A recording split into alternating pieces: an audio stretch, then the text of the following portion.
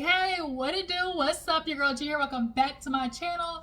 Y'all, we have another show to add to the roster, and that is Toya and Reginae.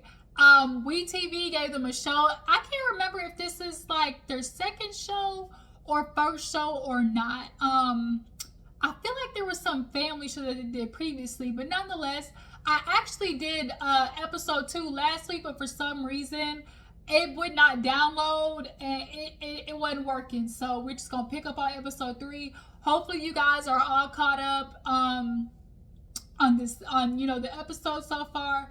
If not, y'all just gonna pick up right here with me, okay?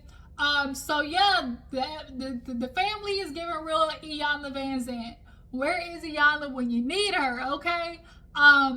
Casey, quintessential, okay? Quintessential, ungrateful, entitled, nook, okay? We're gonna talk about him.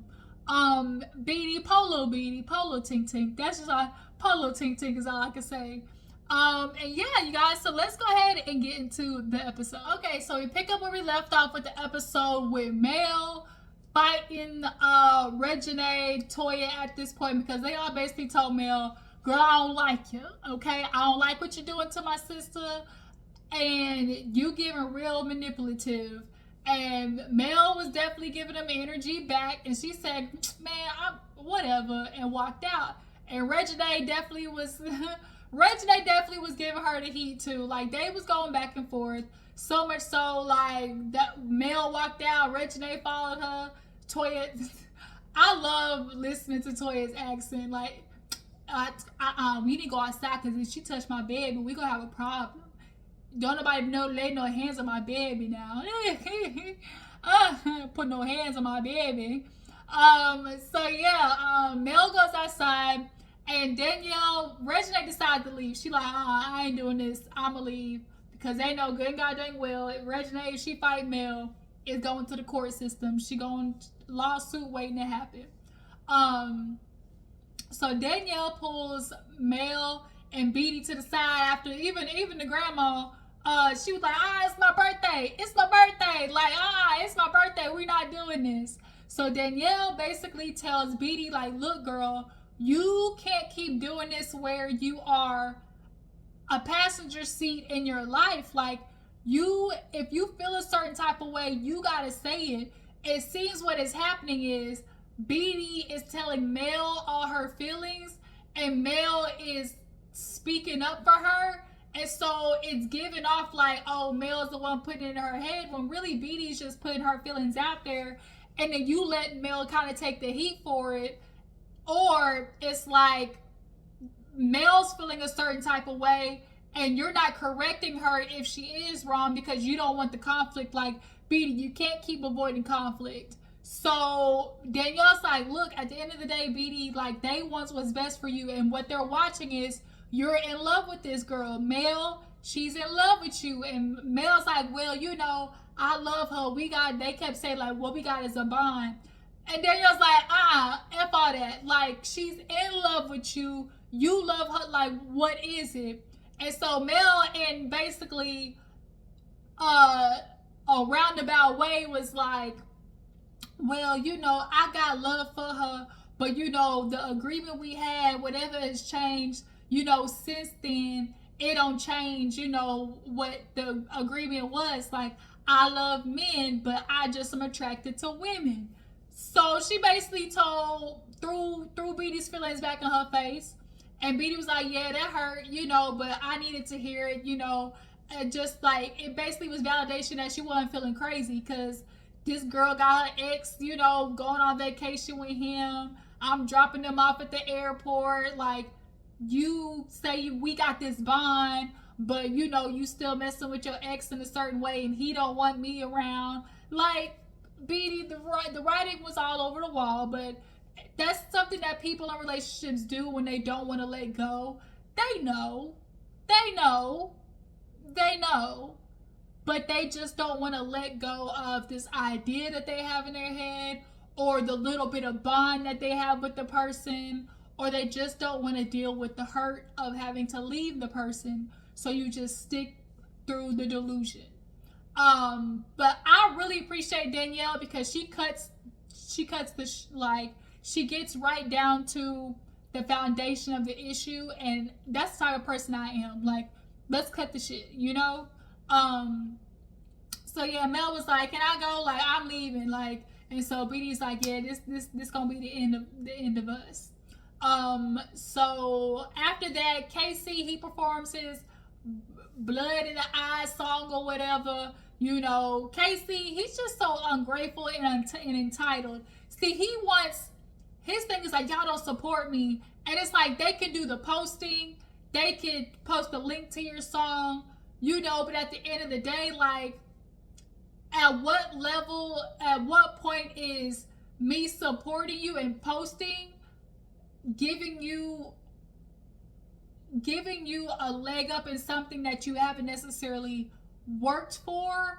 Or do you know like how to handle, or like is your caliber to that level? Like, it's a lot of like battle, like if you, when you are the person who made it. And Toya ends up talking about that in the next scene, but we'll get to that. Nonetheless, Casey performed his song, so Toya's like, I hope that, you know, made him feel better, cause his attitude stank, and these niggas is sassy, and Casey's one of them. So Toya, you know, she goes and talks to her friends, you know, the next couple of days or whatever. She meets up with her girlfriends and, you know, basically talks about how the party was just stressful. You know, she dealing with everybody. She got Casey cussing her out because they changed the day of the party. Like, what the f you mad for? Because they changed the day of the party. Bro, you still get to perform. Like, what you mad at? He talking about everybody, you know, basically, like, dead to me. Like, don't talk to me. F all y'all. Like, what?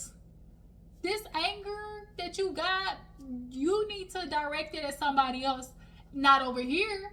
Because it ain't no way you directed all that anger and heat over here, but then on the other hand, asking for favors. I bet not. So Toya basically was like, yeah, I got Casey, then Beedy, you know, she's my sister. I want us to have the best relationship, you know. It's just a lot, you know. She feels like, as the person who, you know, made it, because she's like, I grew up, it's not that we were poor, but, you know, we made do with what we had. She got with Wayne, had a baby, and then, you know, Wayne took off, and so her lifestyle changed, and then she started creating businesses for herself, and so, you know, she's quote-unquote the one that made it. And so when you're the one that unfortunately makes it out of the family, they all look at you like it's your job to put us on, essentially. And I believe in nepotism. I absolutely do. But nepotism to a certain extent of like, I got to put you in a place in which, one, you can handle. Two, you're not going to burn it to the ground. Three, your capabilities match, you know, match the spot that you're asking for me to put you at. And that's why I feel like, Casey, you're asking for Toya and Reginae to give you these things that maybe your caliber, you feel like you are. Oh, if Wayne hear my music, see, you want the shortcut. You just immediately want Wayne to hear your music. But no, like, you talking about, oh, do you got me he was asking like, do you got me a manager or something like that in that episode? Do you got me a showcase? She was like, nigga, I'm not your music exec. Like, you're wanting them to do stuff for you that is your job to do.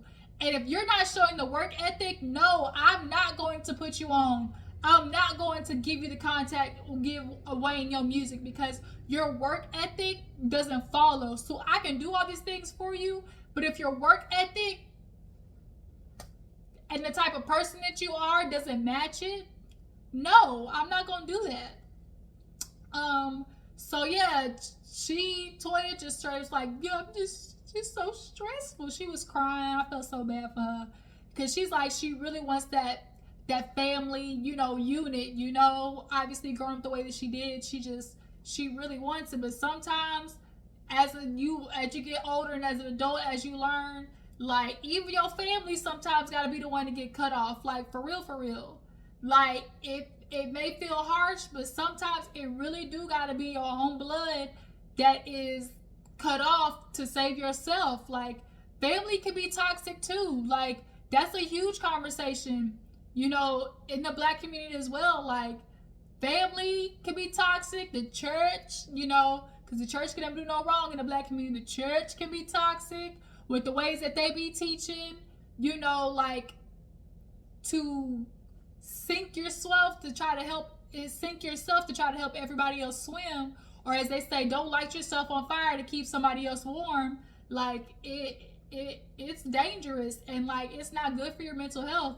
And she's like, shit, I'm 40. I'm not trying to go in 50 and 60, you know, dealing with this. So she's just hoping that, you know, she can fix it, because if not, she gonna have to, you know, just drop it and move on. Next, Reginae goes out with her girlfriends. They basically do like a sip and paint, and basically get to talking about Armon. She fills her girlfriends in on, you know, Armon, when he start acting different. He start, you know, not wanting to communicate. And she's a communicator, you know. You don't get to go off to LA and yeah, you working, but not message me. Which, you know, it's the difference between like, oh, I'm being, you know, possessive, or I'm being, you know, repetitive with constantly texting you. Like, all of those things wouldn't happen if you would just ease my mind with a simple text message. Like, you know, you can't be gone for 3 days in LA and feel like you're not gonna message me all 3 of those days. Especially if you're my man. Like, what? No. And I feel like that's what Armon was doing. She's like, Armon's not really a good communicator. And, you know, he feels like, oh, if he go off to work, like, then that's going to be it. And it's like, nah, that's not how that work, homeboy. And especially with Reginae and her past, and the type of niggas that she was dating. Y'all remember YF and Lucci? That dude put her through it. So you don't get to know that as her past and feel like you're going to do what you're doing, Armon. So basically the friends was like, you know, you just got to talk to him when he get back. Because originally they was thinking about moving together, but now that's now been put on pause. So Toya meets with Beedy out at the park, and, you know, she basically checks in with her, and Beedy tried to, like, deflect and talk about, well, you know, I wanted y'all, because she was like, basically, Toya was like, you know, how you do after the party, like, this is just really crazy, like, I just want our family, you know, to be good, and anytime we talk to you about Mel or anybody, it's just because we love you. And Beedy wanted to make it about them. Well, you know, I just wanted y'all to get what y'all wanted out, and, you know, make sure y'all spoke y'all mind.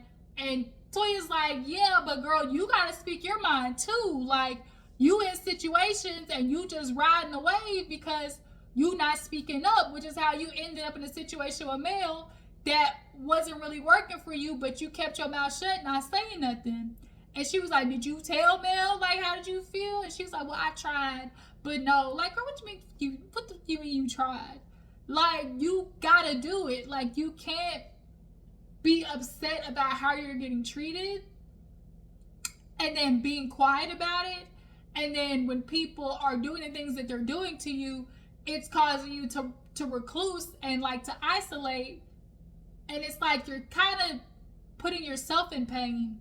Like, you're putting you're causing your own pain. And that's something definitely that's learned. Here's something that I learned just through therapy and working on myself. You have to ask yourself, what part do you play in your own suffering? Once again, for those in the back, what part do you play in your own suffering? Because it's a part of accountability and understanding. I am where I'm at, or I am dealing with what I'm dealing with as a cause and effect of my actions. You know, what are my actions doing that are contributing to the pain that I'm dealing with? And for Beedy, it's because she won't open up her goddamn mouth and say something. Hello, speak up, get you a megaphone. So yeah, Toya just kind of called her out on that. She was like, yeah, you know, that's kind of, you know, what my relationship with Mel taught me, that, you know, I can't keep doing that. Like, I actually got to speak up. Like, I really do like Beedy. Like, she just kind of like, I just call her Polo Tink Tink. That's her nickname, Polo Tink Tink. I just look at her and just think, like, Lord Jesus, fix it. Like, just baby bird, just fix it, Beedy. Like, come on, girl. Just get the love for yourself that you need. And she's constantly looking for love. You can tell in places.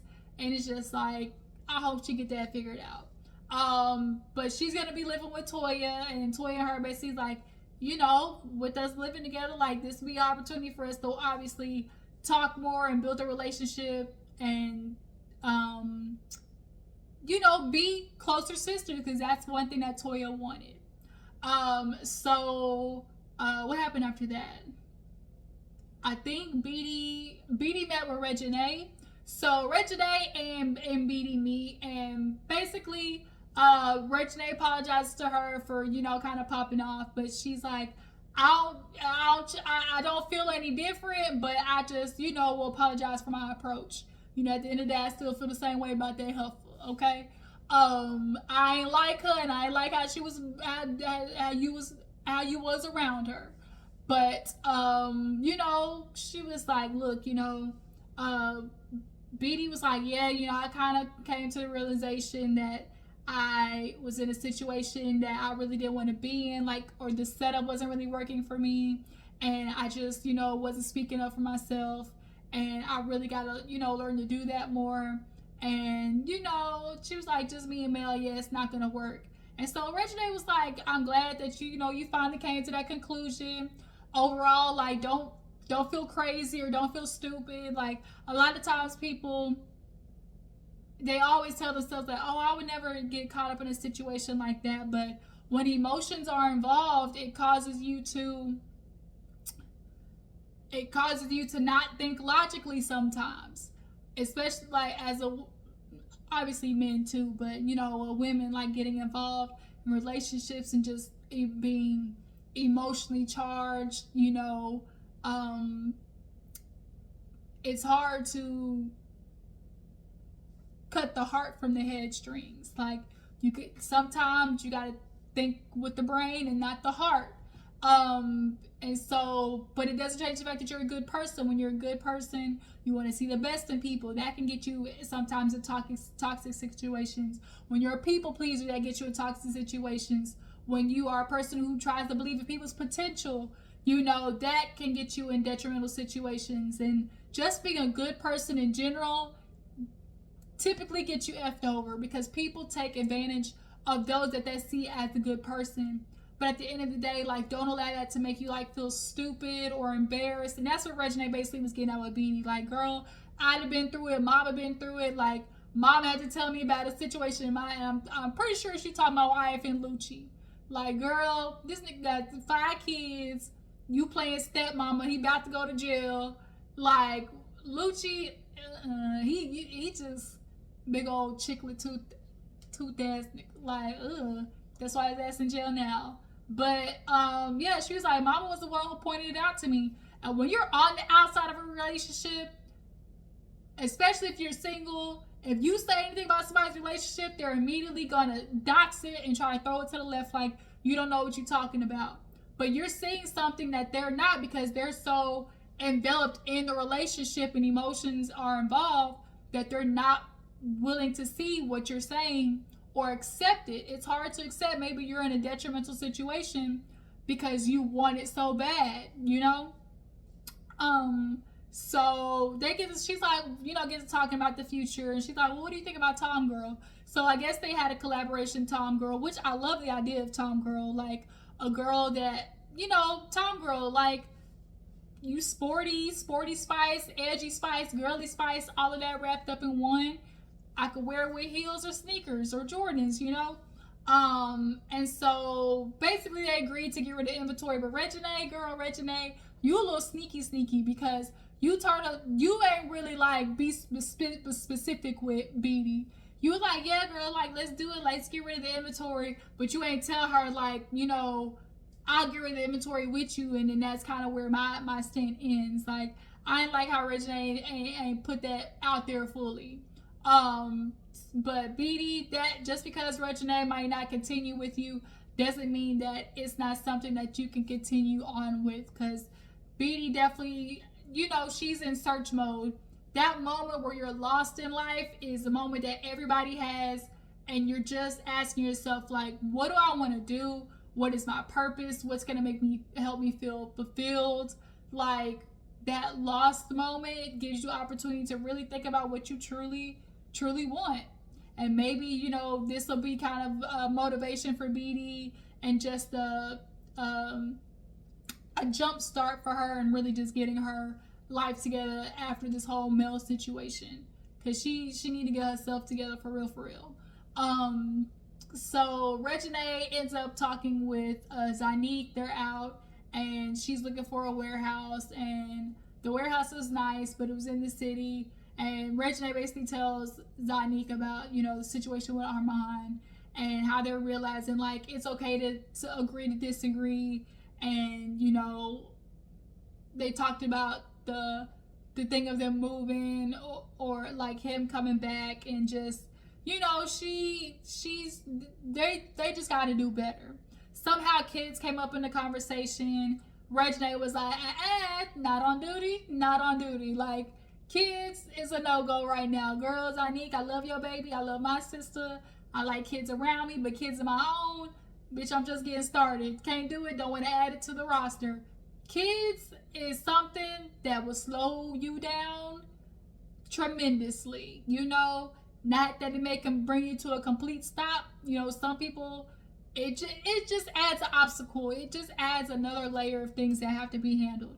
Kids are a lot of work, y'all. A lot of work. So, yeah, Reginae's like, I ain't ready to tackle that yet, bitch. I'm still young, body's still good. And also, like what Reginae say, bitch, I still ain't even got a ring on my finger. Until I get a husband, a kid, ain't gonna be getting popped out nowhere. And a lot more women need to have that logic. Until I got a ring on my finger and I'm married, kid where? Bundle of joy where? So, what else happens? Joshua, she is Toya's niece. She's so sweet, so gorgeous. Joshua is the daughter of her brother Josh, who passed away, and she's been staying with Toya ever since he passed away, and they're just super close. You can see all the girls' pictures that they took together. She's getting ready to graduate, and Toya's just like happy and sad. So they're talking about the graduation party and inviting her mom. And it's awkward because it's like, do you want your mom to come? And she's like, yeah, and they don't bring it up. They ask about the mom, and Toya's like, I don't want to go there. They just don't have necessarily, a great relationship. I don't know why. And I wonder why. I definitely am interested in what's going on with the mama, and why she's not necessarily in Joshua's life. Come to find out she didn't go to prom, and Toya's like, what? She's like, yeah, no, I didn't. Like, Joshua is a girl that you have to push out of her comfort zone. She just is so, like, she's one of those girls that you would just have to push out of her comfort zone. But she looks so sweet. Her and Rain definitely have a good relationship. It was cute to watch. So they take Joshua to, like, this jumping, the little trampoline place, because her and Red found out that the mom from the grandma told him that the mom wasn't coming. So they're playing dodgeball and stuff like that, and they sit Joshua down, and they were like, yeah, grandma, she told us that,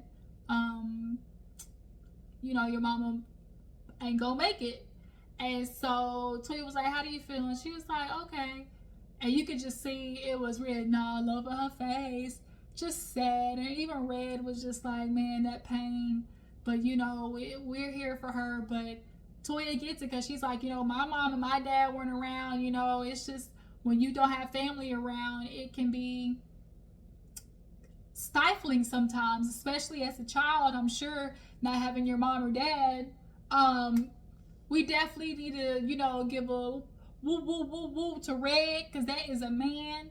He there for his daughter. He there for the children, and he's definitely the type of man that is a good man, Savannah, from what I can tell. And he cute. And he cute, okay? So you got you a good one, Savannah. But yeah, Joshua, it was just really sad with the whole mom not being there. So we end the episode with Reginae basically talking to her mom about Armon and him finally making it back. And them kind of talking and being like, we gotta learn to be able to agree to disagree. She's stubborn, he's stubborn. But for her, the thing is, like, when you go to LA And yeah, you may be working, but that don't give you the right to just like ghost me. Absolutely not. Absolutely not. We're not gonna do that. Where you come and then like for 5 days you don't message me. Like that's just kind of rude. It's disrespectful, and it's not how you treat somebody that you really honestly respect. To like just ghost them. Like Armon got some shit you need to work on.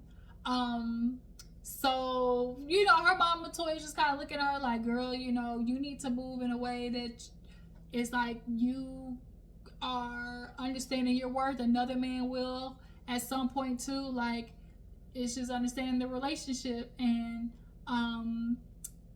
Reginae is like, you know, I don't know how necessarily this is going to go, but, you know, me and Armon definitely got some things we got to work on. Toya just wants the best for her, of course. And Reginae, she's trying to figure out like this situation with Armon, like they're gonna go on a 4-wheeler trek or whatever, ATV trek, and finally talk out what like their situation is. But yeah, that's kind of where the episode ended, you guys.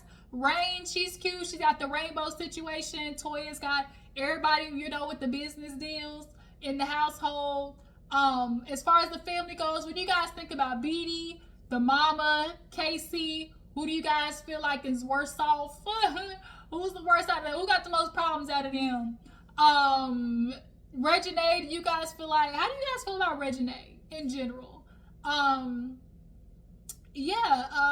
feel like that's it, y'all. Like I said, tell me what you think about the episode. Tell me what you feel like the season's gonna have, how you feel about the season in general. Who's your favorites?